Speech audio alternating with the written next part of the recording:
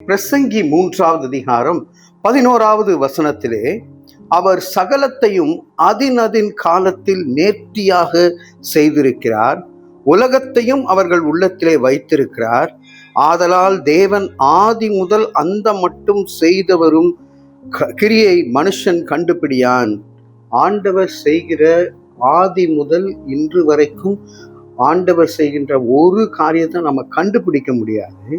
ஆனா அவர் அதின் காலத்திலே அதின் காரியங்களை நேர்த்தியாக செய்கின்றார். நாம தான் அவசரப்படுவோம்.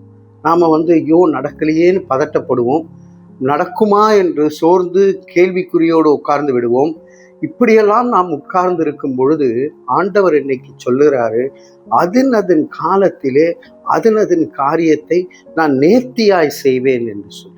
யாருக்கு இது நடக்கும்னா, கர்த்தருடைய வேதத்திலே பிரியமாய் இருந்து இரவும் பகலும் தியானமாய் இருக்கிற மனுஷன் பாக்கியவான்.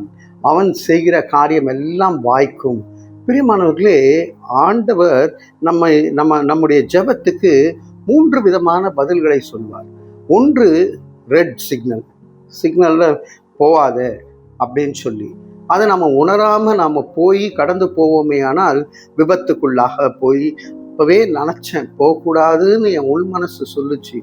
ஆத்துமா பேசும், நம்மிடத்திலே சொல்லும், ஆண்டவரே இந்த இடத்துக்கு போகாதுன்னு ஆண்டவர் சொல்றாரு என்று. அதே போல 2வது ஆரஞ்ச் சிக்னல். அந்த ஆரஞ்ச் சிக்னல் வரும் பொழுது ஆயத்தமாகி வெயிட்டிங் பீரியட், அது காத்திருக்கிற பீரியடு. காத்திருக்கும் பொழுது நீங்க காத்திருக்கிற காரியம் கிடைக்கும் போது ஜீவ விருட்சம் போல இருக்கும். ஆயத்தமாகி எல்லாம் ஸ்டார்ட் பண்ணி ரெடியா இருப்பாங்க. கிரீன் சிக்னல், கோ என்று சொன்னதுமே எல்லாம் ஹார்ன் அடிச்சு கிளம்பிடுவாங்க. அது பார்த்துருக்கீங்களா? அது சில பேருக்கு ஒரு ஹேபிட்டா இருக்கும். கிரீன் சிக்னல் விழுந்ததுமே ஆட்டோமேட்டிக்காக ஹார்ன் அமுக்குவாங்க. ஏன்னா அவங்களுக்கு போகணும் சீக்கிரமா, யாரும் முன்னாடி நின்று இருக்காதீங்க, போங்க அப்படின்னு சொல்லி அவர்கள் ஆயத்தமாகி புறப்பட்டு போக வேண்டும் என்று சொல்லி.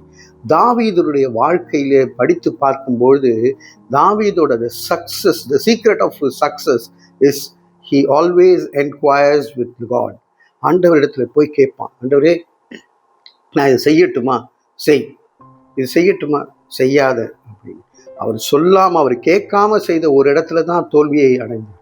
ஆகவே இன்றைக்கு ஆண்டவர் நிச்சயத்தோடு சொல்லுகிறார், அதின் காலத்திலே அதின் காரியங்கள் நிறைவேறும்.